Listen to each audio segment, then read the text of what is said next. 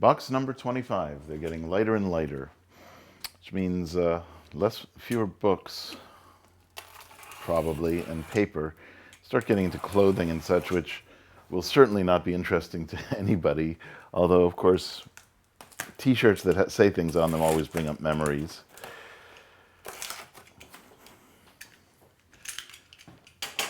All right, so, oh, what do you know? It is more books. But it looks like this box was fairly light, so looks like this also has some CDs, yeah. Encarta 97, that's Microsoft's encyclopedia on a disc. Yeah, these are a lot of like CD-ROM type things. That's fun. Oh, this is a continuation of the last box. Books, language books in particular.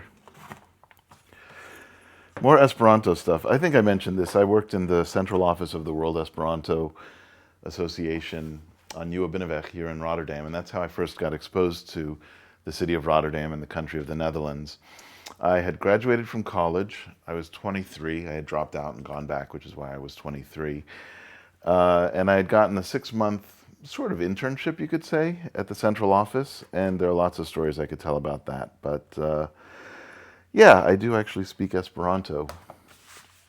It's basically like playing the piano. People say, oh, it's very important and you're very smart. It's a party trick. That's all it is. This I got when I was studying Yiddish, Das Messerel, by Shalom Aleichem, great Yiddish writer. I think I've tried to read a little bit of it. I'm sure that I couldn't get very far now. But yeah, and my reading of Yiddish letters, Yiddish spelling is very slow. What is this? Oh, wow. This was a preparation for a small claims case that I was doing, and I don't mess around. This is like all these old emails labeled as Exhibit A, Exhibit B. I just saw Exhibit T, so it goes way back. Okay, now there is something in here that obviously is a trip down memory lane. This is my high school yearbook. See, with my name even stamped in the corner there. I'm sure we paid an extra couple of bucks for that. Anyway, let's see. Right. There will be a lot of signatures in here, or at least some signatures in here. That's going to be something to look through. And of course, people who I know. And I was not very social in high school. I spent a lot of time. It's funny that it opens right to the music department because, as you know, my degree was ultimately in music, and I did a lot in music in high school. So I was in the band, I was in the orchestra, I was in the jazz ensemble, I was in the chamber choir, I was in the chorus. I was not in the contemporary choir. This was very transparently a way to get black people involved. And it was kind of like, I don't know how deliberately segregated it was. I get a feeling that it was open for anybody, but you might have to jump through some hoops if you weren't black. But I don't know. I remember the teacher was phenomenal. She was, I think she was a gospel pianist and singer, and she was the best. I should have joined contemporary choir, but I didn't. You know, I was held back by the same things that hold back all people who are the victims of segregation. All right, I might as well find my picture in here. You'll notice all the names, though. Di Pasquale, Di Wasaki, De Barry, Durago. Obviously, this is the D section, but it was a very Italian neighborhood. Cambereri, she was a neighbor, I think, or at least her family was. Cantoni, Campagna, Carazzas. I remember Peter Carazzas, sorry. That's embarrassing. Gulker, Grindley. There I am. Yep, looking goofy as shit. You can just smell the autism coming off of him. All right. And then we have, this is going to fall apart. This might be a little bit difficult. I'm going to set this aside for now. I'll open it in a minute. What else do we have here? These are things that I did the videos for. That was my first video, actually, oops. Heck. This was the first video I did for Communications of the ACM, was when Leslie Lamport won the Turing Award. So yeah, and I did articles or videos for these. I think these were all during my video period, and I'm sure I'll find another box full of Communications of the ACM. Something I had writing in, I'm sure. What are these? This looks some kind of, oh right, that was the basis of the lawsuit that I had. More lawsuit stuff, yeah.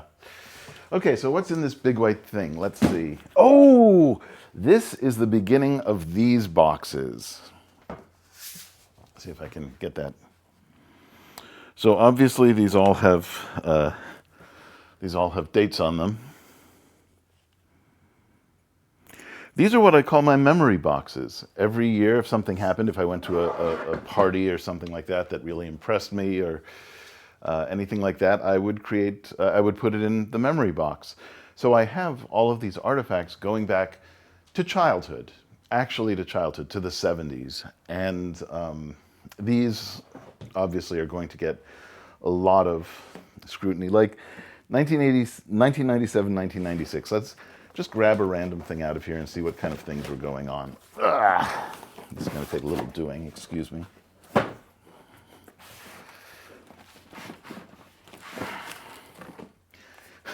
I do tend to save a lot of things that I don't have to save, like receipts from purchases and things like that. But let's see. Yeah, that's pretty good.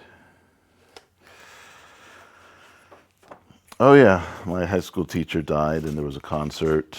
I went to an auction, the wedding of some friends. Actually, Pam was an ex.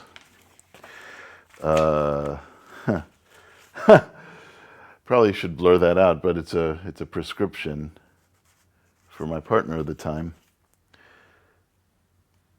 Oh, the Giants versus the Dodgers. That's funny. Claris paid for that. They had an extra seat, and I was working at Mac Week, and they said, "Hey, you want to come along?" And it could be called a bribe, I guess, but they gained nothing from me.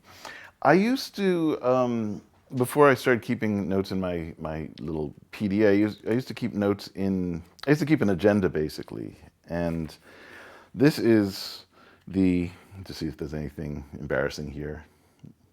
Nope. This is the primary source if I ever do anything serious about documenting my life, because I have these going back to 1981 when I was 13, and they're all in these boxes.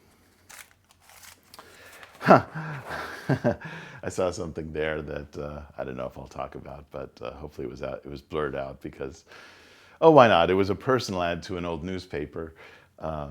This was, Craigslist got started, I think, around 1995-ish or so, and I did start using Craigslist for hookups. But I did the newspaper personals back in the day. So anyway, yeah, this is dozens of hours if I wanted to really go into it. But that's it. I'm glad to finally start hitting these boxes.